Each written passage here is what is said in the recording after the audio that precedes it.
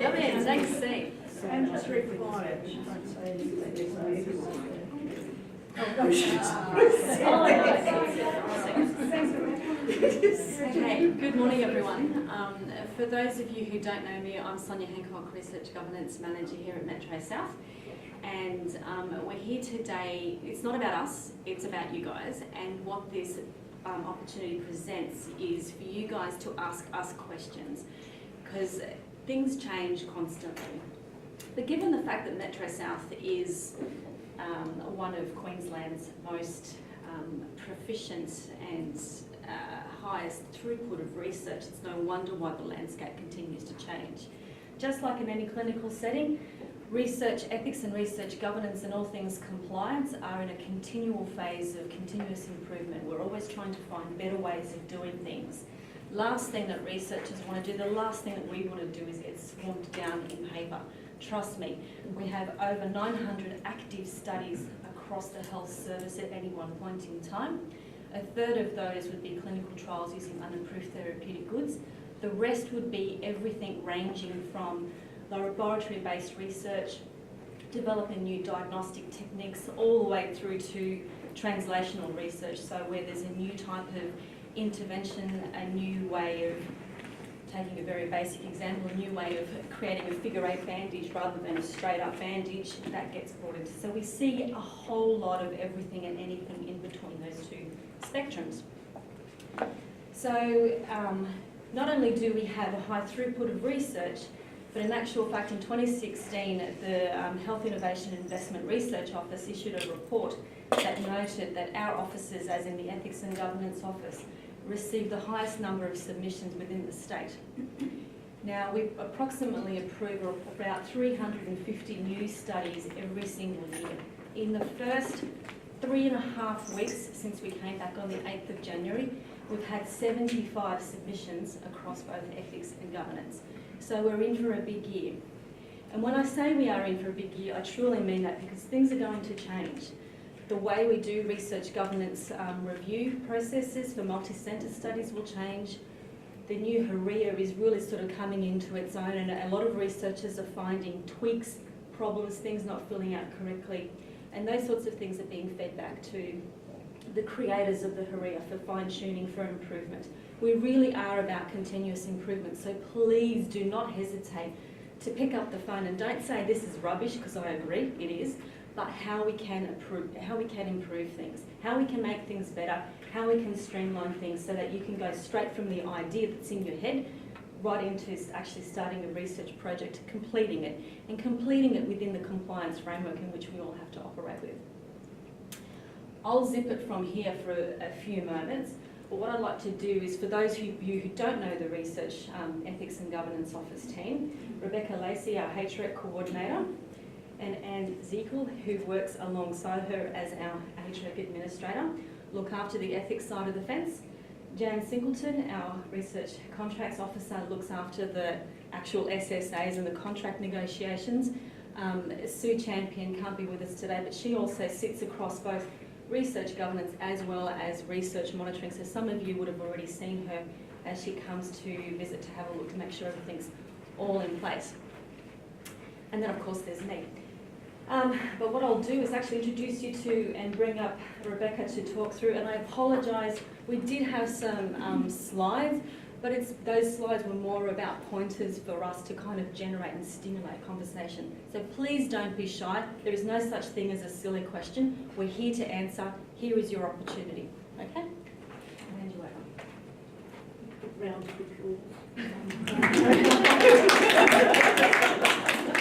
of asking. Yeah, I just wanted to basically do a bit of an update on where we are in the ethics office, because some of you have had the dubious pleasure of doing a HRIA, and I just wanted to just touch on that. I also wanted to talk about the negligible risk application form, which has taken over from the exemption form as was. But I think the first thing I'm going to do, which is probably the thing that's probably missed out the most, is just talk about my committee, because they're the unsung heroes of what we do in our office. Currently we have, I think it's 28 members on our committee. We currently have a couple of members here, but I won't point them out as yet. And these people do it voluntarily, and they do it throughout the year. They're all rostered. Our meetings start at 5 p.m. once a month, and they can go on till 9, 10 and even 11 o'clock. And these guys do it for a sandwich and a bit of cake. So I wanted to start off first by flagging what they do, because I think it's lost in the mix, because it's all about the process and the function and getting the ethics done and on and on. There's actually people that read your studies and provide useful, I hope, useful feedback. So that was the first thing I wanted to just mention. The secondly is the HREA. Now, I don't know how many of you are aware, but there are 2 versions of the HREA on the go at the moment. This is not common sense, but it came about through the NHMRC effectively not talking specifically and directly to Queensland Health. So the NHMRC submitted their version of the HREA about a year or so ago, and the Queensland Health wanted to put that same HREA up onto its IT platform, and so they actually built an IT platform which we now have current, but that IT platform doesn't speak to the NHMRC version of the HREA. So we have the dubious pleasure at present of having the 2 versions on the go, and the universities primarily use the NHMRC version because they upheld it, they took it up earlier than we did, because we had to wait for this IT platform. But if I could stress from our point of view, it's crucial really to do it on the Queensland Health online form, and the reason being is it's what speaks to the governance. It's only using our online form that you can actually submit the SSA through the usual process, or otherwise it gets really fiddly. The actual content, and I'll give you some feedback from the committee, they think it's CRAP. In a nutshell, they're very unhappy with it because whereas the old NEEF was a bit laborious to complete, it gave us the information we wanted. One of the key things that the HREA doesn't provide is, for instance, the list of sites. It just asks if the study is multi-site or single. But from an ethical review point of view, regardless of the implications from a governance point of view, it's really quite important for us to know the breadth of the study and who's actually involved in it. So that's a big problem with it. It also has a number of drop-down categories that if you complete it, there's one in there which is Q.19, and I don't think a single person has completed that correctly so far, and that's the categories of recruitment. So why I'm saying all this is the committee have changed their focus and they're now predominantly interested in the protocol.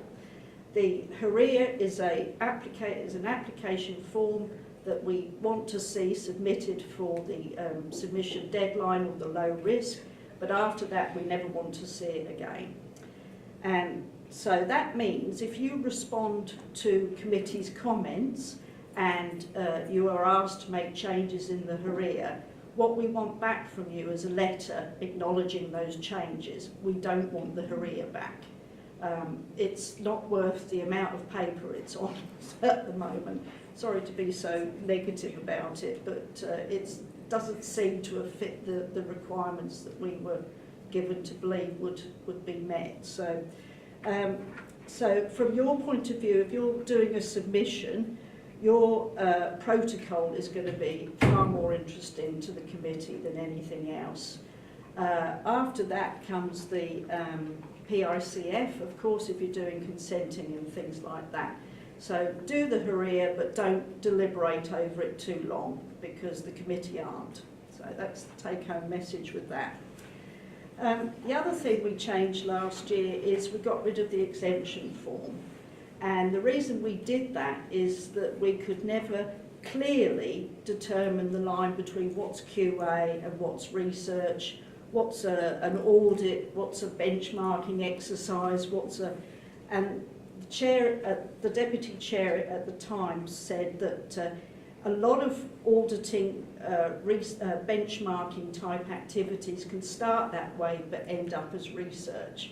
And that is the point where you want to start publishing it. You're not going to publish an activity that's just QA. You know, are we all washing our hands the right way this year? So that's the lines bled too much. And we often got what was clearly research coming into our office, but it was called QA or audits because then people could put it through on an exemption form. And I think we all got a little bit fed up with the fact that it wasn't really QA or whatever it was, research. So what I did at the middle of last year is introduce the negligible risk form, and the purpose of that is to meet the three-pronged review approach. So now you have negligible risk, which is the form that I have. You have the low risk, which is either the HRIA or the LNR. And just as an aside, we still accept the LNR, but only within Queensland. So we can't use it, or you can't use it rather, for multi-site interstate studies. But so it's negligible risk, the LNR stroke HRIA, and the HRIA for standard applications. So we're now looking at everything from the level of risk, which is what ethical review is about anyway. It's about it's about risk, and it's about consent. And they're the two prongs that we now have got hopefully covered. So if you're doing a QA activity still, and it's existing data, you could still put it through as negligible risk if the risk is negligible, if that makes sense. So a QA that's got more than negligible risk wouldn't go through that process. It would go through a low risk or a standard. So from our point of view, we've dismissed that whole QA audit, and we only think of research now. It's a bit confusing, but it's a nice form anyway. Okay. So that's the negligible risk. Now that will be probably tweaked a bit as we go along. I think one of the areas that people perhaps have got savvy to is the fact that the negligible risk form asks if the data is non-identifiable. And what I'm going to put in there is at source. And I think that unfortunately will negate the use of it in a number of occasions, because if you go to a medical record, at that point the data is identifiable because you've got the person's name, etc., on it. You take that data away and you put it into an aggregated format, then you work on that data. Then you're on the assumption that it's non-identifiable, but that's not the case, because when you actually take that data, it is identifiable, if that makes sense. So the only cases really that negligible risk will work in that respect is where you've got existing data in a spreadsheet, a database or whatever, and it's non-identifiable at that point, and that's the point you take your data from. So I hope that makes sense. So there's so many re-identifiable, de-identified, non-identified, and anyway. But for our point of view, the identification of the data is about the risk to the participant, obviously. That's why we're so hung up on it, because we're looking at whether somebody's details are going to be identifiable, and do they know that? And that's where the consent comes in. Anyway, that's those things, and just my last waffly bit is I just wanted to talk about the difference between the LNR low risk review process and the standard review process, because we're getting some mixed types of documents coming through, and a lot of that is our fault because our documentation isn't consistent, but we're working on that.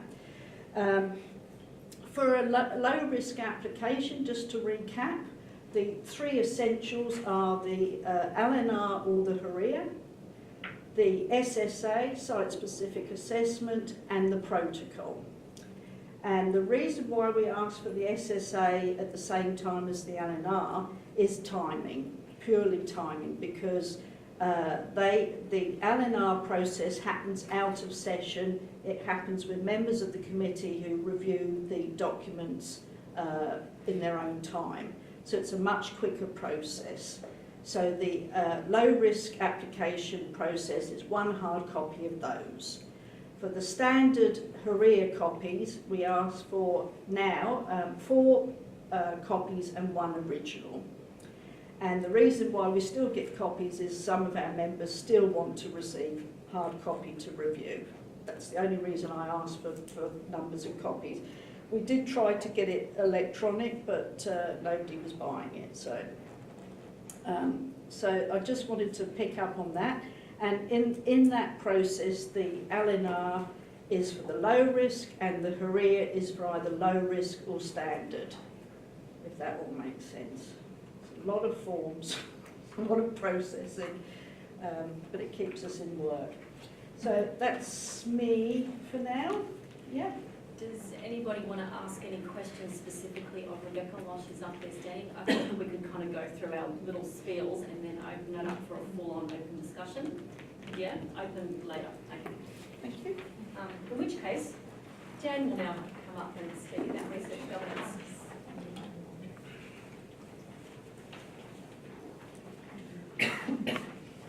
Okay, so research governance follows ethics and probably as labour intensive as ethics, and more confusing in the sense that you have legal obligations, you have site obligations, policies, procedures that Queensland Health ties us into. So when we get your comments back where you're finding a process difficult, we take that on board. We don't ignore it, and in so doing, we have produced streamlined processes based on your comments. Don't ever stop providing them for us, because we head them up to management and they also then go on to Queensland Health, who are looking at processes as well, at developing a streamlined process for governance. The form you have at the moment, I'm going to talk about our research contracts approval and study execution form. This is a submission form. It acts as your cover letter. It also acts as a document that will provide us with information about what is behind it. Now, the form has been developed to prevent you having to do additional work in getting signatures, in providing the ability to give amendments on the same form rather than having separate forms for everything. So it's reducing your paperwork load. On this form, you'll see right at the very top, we need to have the HREC reference.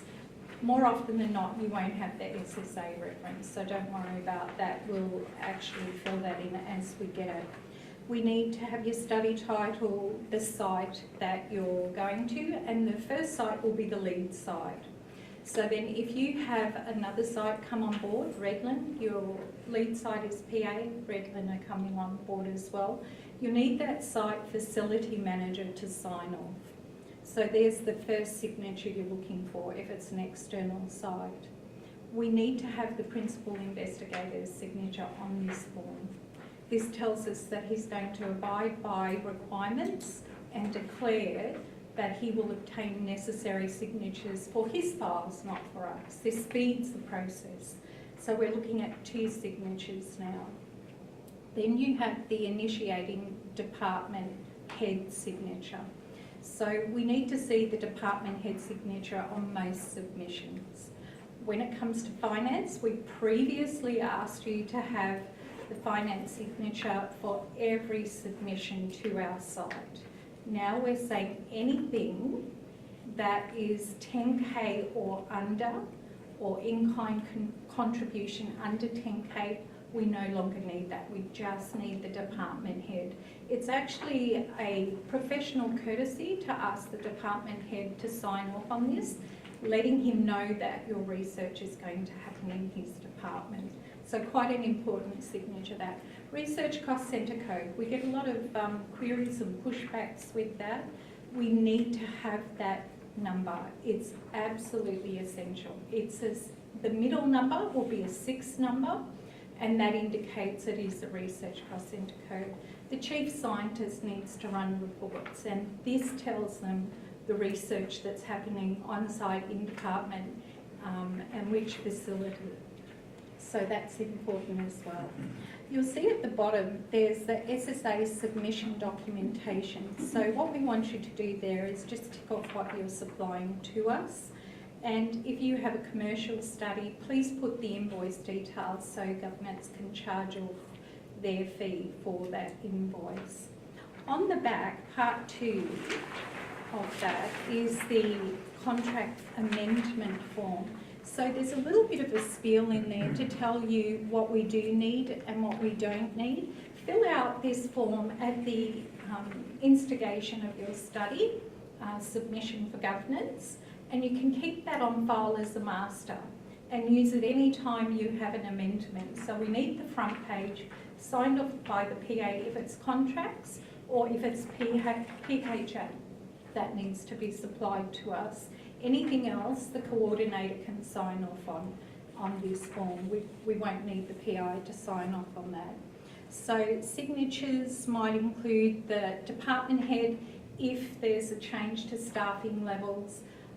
Finance manager, if you're given $100,000 in addition for this study, we need to see their signature. And when it comes to the finance manager's approval, remember again, anything under 10K we no longer need to see. So you're looking at an initial submission, the signature of the PI, the signature of the finance manager, and the signature of the department head. Please don't get signatures on the SSA. We don't want that anymore. There could have been 5 associate investigators, the principal investigator, the department head, supporting department heads, etc. We don't need that anymore. We're limiting it to those signatures. So it's a process that's really helping us to get your studies through, to be able to help you to enjoy the process as much as you can, not that you can. But our role here is to help you in the process of submission, approval, and getting it out there. So if you have any, as I said in the very beginning, any concerns, anything that you can suggest that might help the process, bring it back to us. We do discuss it in our meetings. We do take it on board, and this is a result of your input, this form here. We know the process, we see the burden that you wear, and we try to help you get through that process. Yes? Jen, you referred to the signatures from facility managers at the other locations. Yes. I don't think we're entirely clear who those facility managers are. And in some cases, I don't think those facilities are clear who their managers are. Well, we do have a list, and they do know who they should be. So we give you that name in our initial email. So if you send this form in with your submission, we'll have a look through to see what sites are actually involved in the study. And we have a template that holds the names of the signatories at that site. Okay. We can't control if someone goes on holidays, no. But there should always be a delegate that comes underneath that person, just the same as at PA. If our CE goes on holidays, there's a delegate that's responsible for that. I think that also extends, though, Sonia, to the data managers. Data custodians. Yeah, custodians, yes. In that we're getting emails from other hospitals asking us if we know who Redland's custodians are. If you literally type in Queensland data custodians, a PDF list. I know, but they're not. But some of them, you tell them that, and they say they don't know. So we did. In fact, I think it was Logan. They didn't even know the person who was listed on there. Said they didn't know that they were the data custodian. It is confusing for people, and Redlands, it took a huge chase around to find out who were the correct data custodians, and we were finding the information for somebody else, not for ourselves. I think within Metro South, it needs to be a lot more clarity within those other institutions as to who is charged of patient records. I mean, here it's very clear who we're dealing with, but Generally speaking, for all the other Metro South facilities, it's the director of HIMSS. Whoever the director of HIMSS is at that site, that's who the data custodian would be. It starts to get a bit blurry when we go into, you know, or Medivision for ICU, or, you know, your KIMS records for mental health and all the rest of it. So the lines do start to blur, but please, if you're struggling, just send us an email and we'll do the legwork for you. Okay. So, go ahead. It might be a stupid question, but so when we put in amendments then, we have to have the completed part A as well Top as the... section. So the top section, we need to know the study, the HREC number Yeah, on the front. So does it need to be the original that we've got signed off part A No, when we no. put in So part B? this will be a new one. It's a new form completely. It's sitting in your directory. So this will be the PDF sitting in your directory. You've filled out the top section and you then printed it out and you've sent it off for signature Yeah. in your initial submission. So that sits with your initial submission. That then, how you keep it is up to you. You might have a hard copy on file or you might have saved it up as a PDF as well. You can use that, you filled in the top section, you can save that initial one with just the information you filled in into your directory.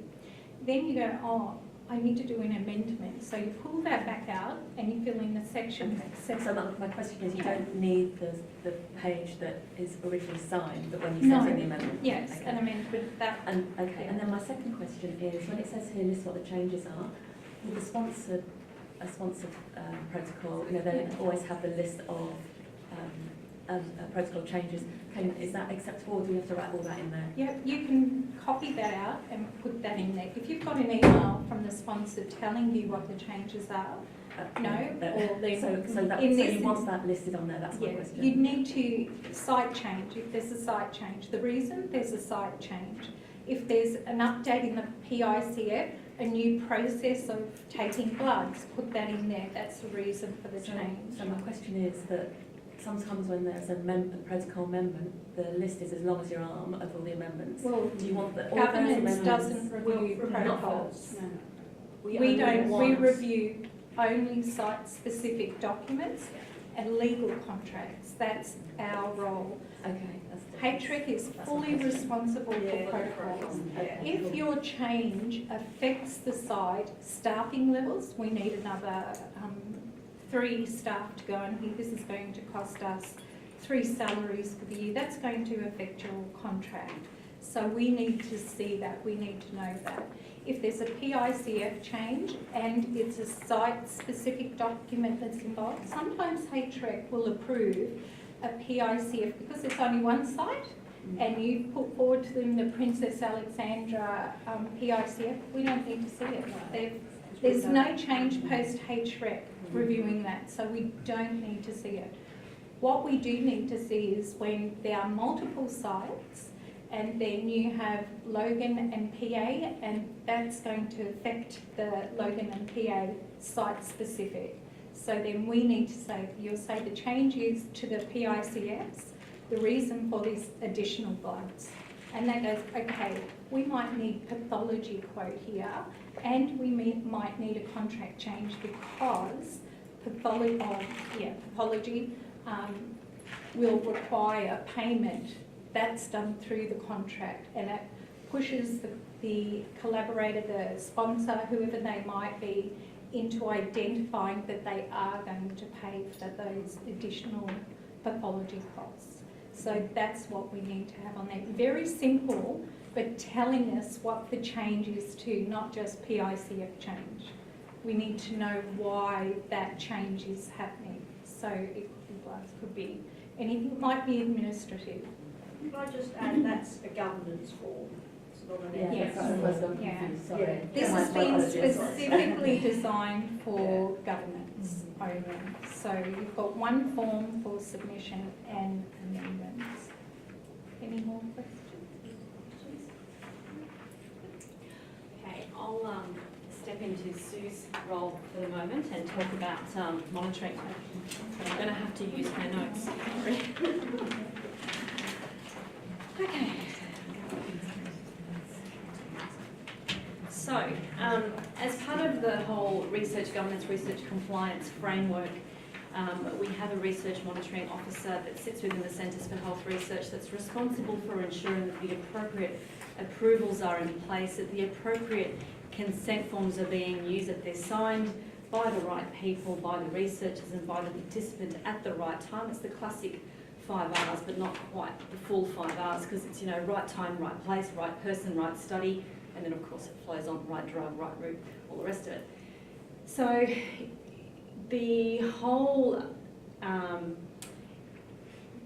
monitoring program is not a policeman coming to go, you did something wrong. It's more about education. It's more about getting our novice researchers the leg up that they need in order to understand the compliance framework, what's required, so when they do produce research outcomes that they can be fully interrogated and are up to the required standards in terms of research integrity. Because the last thing that you'd want to do is have this fabulous idea and it be knocked back because you haven't signed the consent form properly.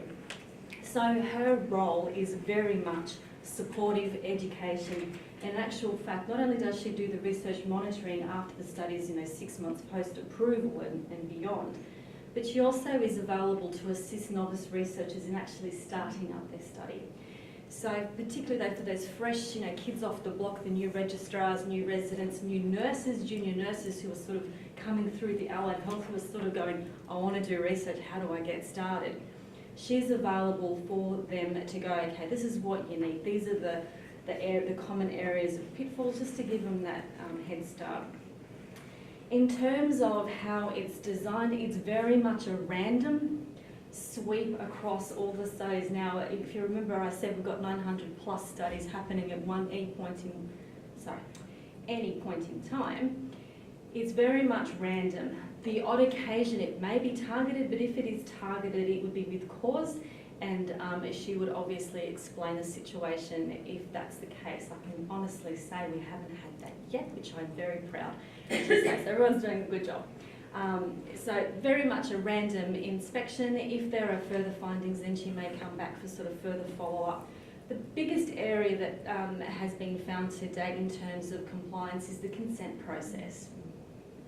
Generally, signatures and dates are missing, so you're not sure if the actual sort of screening or treatment or investigative process of the study has happened before or after the consent form has been signed. Ideally, not ideally, but mandatory, is that it's signed obviously before any of these study-related procedures occur. That's probably the biggest finding.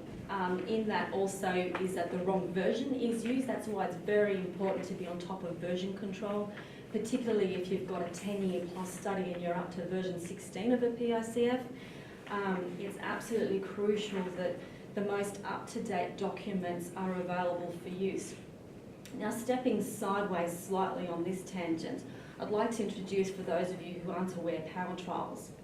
One of the biggest, and I'll come back to this again, one of the biggest advantages of power trials in terms of its integration with the patient's medical record is that it provides a good, reliable repository for all of your approved PICFs and all of your approved protocols, etc. So I'll come back away from that and come back to monitoring. So what she does is to look to make sure that the appropriate HREC approval is in place for PICF version 1.7 dated 17th of January 2018, that the appropriate approval is in place for the protocol that's being used. Similarly, that the contract is still on foot, which means that it's still active, that appropriate provisions are in place, and that the appropriate delegates and institutional representation has actually signed off on the contract. It does look at funding arrangements, particularly when it involves outside funding sources, that there is a funding agreement in place, that there is a funding approval in place.